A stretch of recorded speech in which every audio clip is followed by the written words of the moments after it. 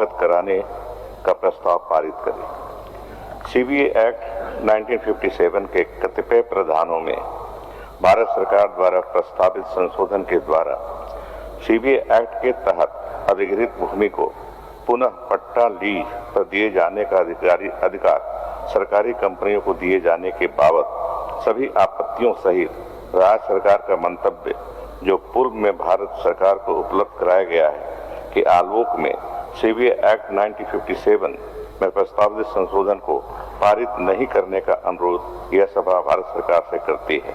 अनुमति हो महोदय तो उन कारणों को मैं संक्षेप में बताना चाहूंगा। महोदय, वर्ष 2023 में भारत सरकार द्वारा सीबीए एक्ट में संशोधन का प्रस्ताव लाया गया है जो राजहित के विपरीत है। संशोधन के प्रस्ताव पर राज्य सरकार द्वारा अपना पक्ष आपत्ति मजबूती से दर्ज किया गया है जो निम्नवत है। कोयला मंत्रालय भारत सरकार के द्वारा प्रस्तावित the coal bearing area acquisition and development amendment bill 2023 के संदर्भ में राज्य सरकार का पक्ष खान एवं भूतत्व विभाग झारखंड सरकार द्वारा द कोल बेरिंग एरिया के संदर्भ में कई बिंदुओं पर आपत्ति की गई तो निम्नवत है। महोदय, खान एवं खनिज विकास अधिनियम 1957 की धारा 8 तथा खनिज संनुदान नियमावली 1960 के नियम 24C के तहत सरकारी कंपनियों को कोयला खनिज के खनन पट्टा की अवधि 50 वर्ष निर्धारित है। केंद्र सरकार के द्वारा सीबीए एक्ट के धारा 10 एवं 11 के में खनन पट्टा की अवधि में संशोधन बिल 2023 के माध्यम से खनन पट्टा की अवधि खान का संपूर्ण जीवन काल प्रस्तावित है जो खान एवं खनिज विकास विनियमन अधिनियम एवं खनिज संनुदान नियमावली के अनुकूल नहीं है। खान एवं खनिज विकास विनियमन अधिनियम 1957 तथा संशोधित 2021 के 5वीं अनुसूची में सरकारी कंपनियों को कोयला खनिज के खनन पट्टा की स्वीकृति अवधि विस्तार के मामलों में एडिशनल अमाउंट का प्रावधान किया गया है। प्रस्तावित संशोधन में खनन पट्टा की अवधि खान का संपूर्ण जीवन काल होने के कारण सरकारी कंपनियों को कोयला खनिज के खनन पट्टा की स्वीकृति अवधि विस्तार के मामलों में राज्य सरकार को एडिशनल अमाउंट की प्राप्ति नहीं हो पाएगी। The coal bearing area act 1957 की धारा 11 के प्रावधान अनुसार कोयला खनन आनुषंगिक गतिविधियों के लिए सरकारी कंपनियों हेतु भू अर्जन का प्रावधान है। अन्य आवश्यकताएं जैसे कि अस्थायी आधारभूत संरचना, कार्यालय, आवासीय सुविधाओं आदि के लिए लैंड एक्विजिशन एक्ट 1894 के तहत भू अर्जन का प्रावधान है।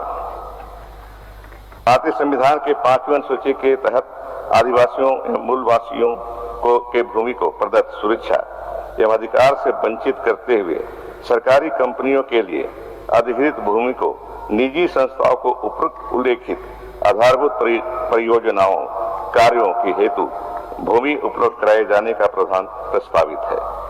The coal bearing act acquisition and development act 1957 के तहत सरकारी कंपनियों के लिए अधिग्रहित भूमि को निजी संस्थाओं को आधारभूत परियोजना हेतु कराए जाने से आदिवासियों मूलवासियों के संवैधानिक अधिकारों पर अतिक्रमण होगा।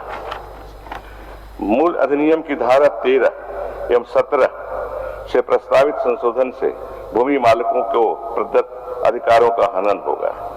सीबीए एक्ट 1957 के प्रस्तावना में उल्लेखित है कि अधिग्रहित भूमि का उपयोग केवल आर्थिक उद्देश्यों की पूर्ति हेतु कोयला के खनन तक ही सीमित है, परंतु वर्ष 2023 के प्रस्तावित संशोधन में अधिग्रहित भूमि का उपयोग अन्य प्रयोजन हेतु यथा मोर्टगेज, सबलीज एवं रेंट की वसूली का प्रावधान एवं राज्य सरकार को अधिग्रहित भूमि वापस नहीं किया जाना सीबीए एक्ट के प्रस्तावना की मूल भावना के विपरीत है। खनन पट्टा के समाप्ति के पश्चात लैंड रीपर्पस के लिए वर्ष 2020 में भारत सरकार द्वारा प्रावधान लाया गया है, परंतु कोल कंपनियों द्वारा इस प्रावधान के अनुपालन में विफल।